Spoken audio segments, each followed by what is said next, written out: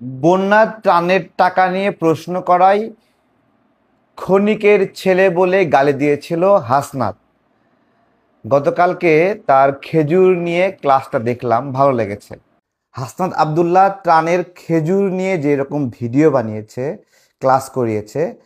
গত বছর বন্যার ত্রাণের টাকা চুরির ভিডিও নিয়ে একটা ক্লাস বানানোর অনুরোধ করছি, যে কিভাবে ত্রাণে আসা কাপড়, খাদ্যদ্রব্য তারা বিক্রি করেছিল। এবং আমরা দেখেছি ত্রাণের কাপড়গুলো বিক্রি করে মাঠে শুকাতে দেওয়া হয়েছে। মানে আপনাদের অবৈধভাবে নিছেন না, আমি তো টাকা দিচ্ছি। এটাকে সেটাই কি মানে এগুলো কোনো টেন্ডার হয় না কি হয়? আপনি কিভাবে নিলেন? মানে আমি আমি এসে চাইলেও নিতে পারবো? হ্যাঁ, তো কিনতে পারবে।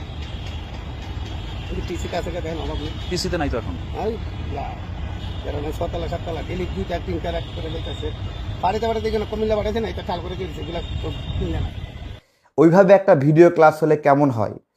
শুধু এবছর না, গত বছরও ত্রাণের জন্য সৌদি আরব থেকে খেজুর এসেছিল। সালমান হিউম্যানিটেরিয়ান যে ফাউন্ডেশন আছে, সেখান থেকে গত বছর 100 মেট্রিক টন খেজুর এসেছিল। এবং এটা হলো 100 মেট্রিক টন সাধারণ সাহায্য, আর 667 টন আসছিল রোহিঙ্গাদের জন্য। তো আমার প্রশ্ন হলো, তখন তো এই হাসনাত আবদুল্লাহ, এই জামাত, শিবির, নাহিদ, আসিফ, তারা সরকার চালাইছে। সেই সময়ের খেজুর নিয়ে হাসনাত আবদুল্লাহ একটা ক্লাস করুক, ভিডিও করুক, দুইটা। একটা হলো বন্যার ত্রাণ চুরি, সেই বিষয়টা তারা বলে যে তারা ইউটিউব দেখুক, ভিডিও দেখুক, তারা বলে। কিন্তু বাস্তবতা ওই সময় একশো 100 কোটি টাকা সহযোগিতা এসেছিল।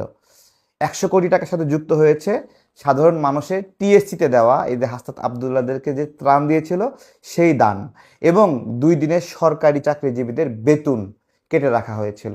এই টাকা কতটুকু পেয়েছিল এটা ফেনী, নোয়াখালী, কুমিল্লা এলাকার মানুষ জানবে।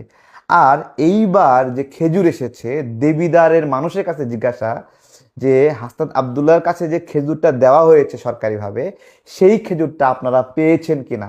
যদি পেয়ে থাকেন তাহলে একটু জানাবেন।